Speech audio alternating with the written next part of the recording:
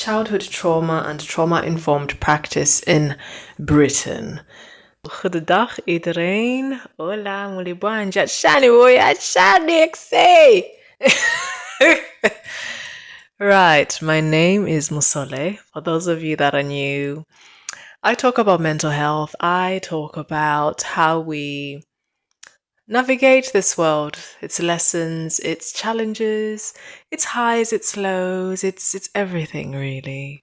So we're just going to dive right in. What is mental health? Mental health is, just like how you've got physical health, right? So the health of your body, the insides, the outsides. With mental health, it has to do with your emotions, your mental state, your thinking, your feeling.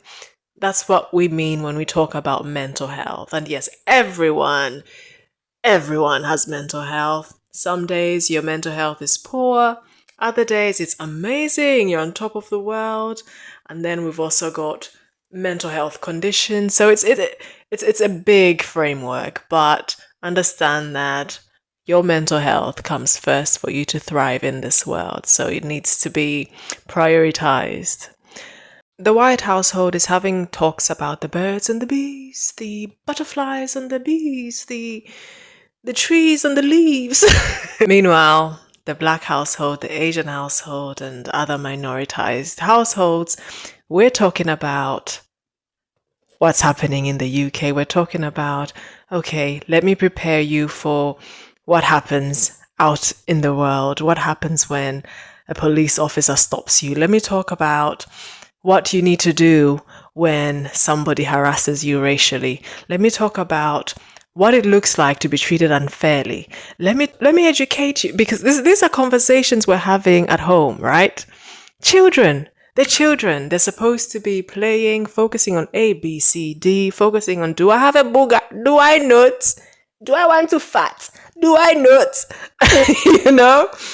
Okay, we're sitting the kids down. What are we talking about? Mommy, what are we talking about? Is it the birds and the bees? The birds and the bees? Yes, we are going to talk about the birds and the bees. But first, we have to have these difficult, uncomfortable conversations. They're uncomfortable. They're uncomfortable for parents because the parents know exactly what they're talking about. The parents have been through it. The parents have been traumatized and the parents have been re-traumatized. So there's no way around this topic. There's no way around it. Children need to be prepared for the world. The message needs to be relayed because this is life or death for this beautiful young life.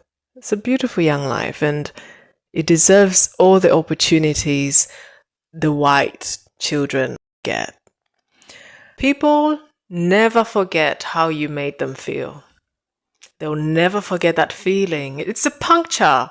They're having to not only learn the world from brand new, but they're also having to relearn a lot because of what they're exposed to, which is their trauma. Let's go back again. Trauma is what? A puncture.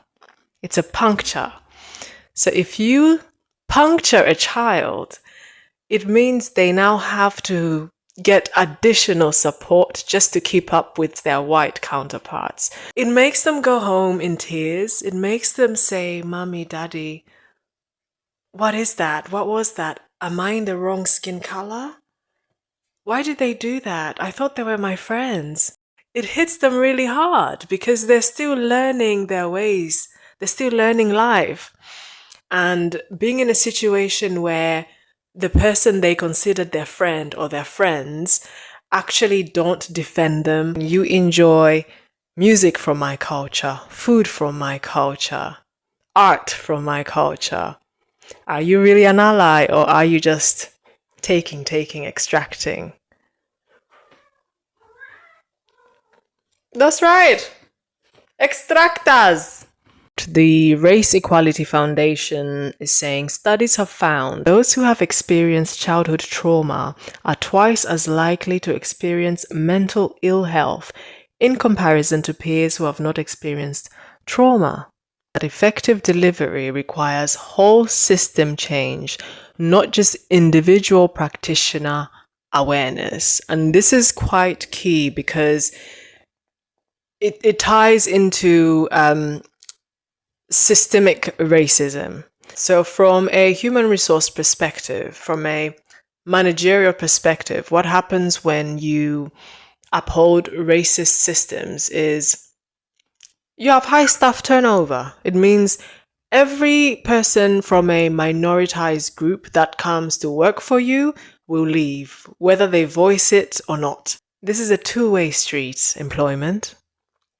I'll take care of you, you'll take care of me. You'll take care of me by working and getting me this money. I'll take care of you by investing in you and making sure you're good to get this money. It's a two-way street, never one way. When you sign the contracts, they are entrusting you with their lives, with their safety, with their mental health. And so if a racial incident happens on your premises, it's on you as a company, as an organization, to fix that. When you sign that contract, you are basically saying, I trust you to take care of me. Because I trust you to take care of me, I will take care of you. Both sides are saying that.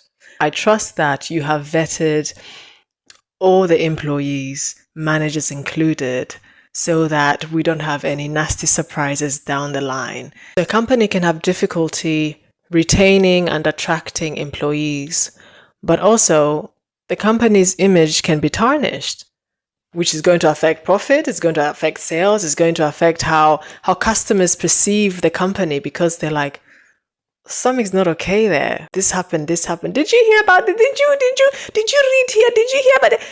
Over here, we believe in diversity and inclusion. We don't see color. Over here, everyone matters. We don't see color.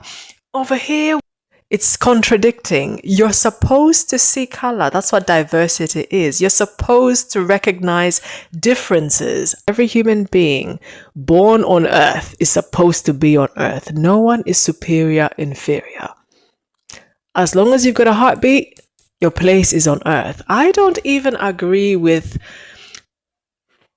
calling people homeless. They're not homeless. They're human beings on earth. Earth is their home. The correct term really that we should be using is people in need of support, because that's what that is. It's somebody who needs assistance. They need additional support. They're not homeless. They are home. They're on earth. Earth has got earthlings. We come in and help people. We come in and leave people better than they were. This is how the world works. This is how we create healthy human beings across the board. But every life force is supposed to be on this planet. If you're not happy with where you are, leave. Please leave. It's not good for your mental state. It's not good for your physical state. For you to stay in a place that is a dead end. For you to stay in a place where you're not actually supported. It's not worth it. You're doing this life thing one time and one time only, as far as you know. So if you're at a workplace where there's always tension, you're never supported, you've seen management not treat your colleagues fairly, there are other companies that actually take care of their employees. They're great companies out here. That's the beauty of being alive today. That's the beauty of the world we live in, this multi-diverse world we live in.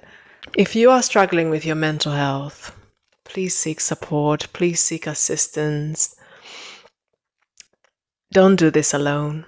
You don't have to. You don't have to. In this new world, there is no room for bigotry. There is no room for racists in this new world. If you like conversations like this, if you want to be involved in topics like this, please follow, like, comment, subscribe.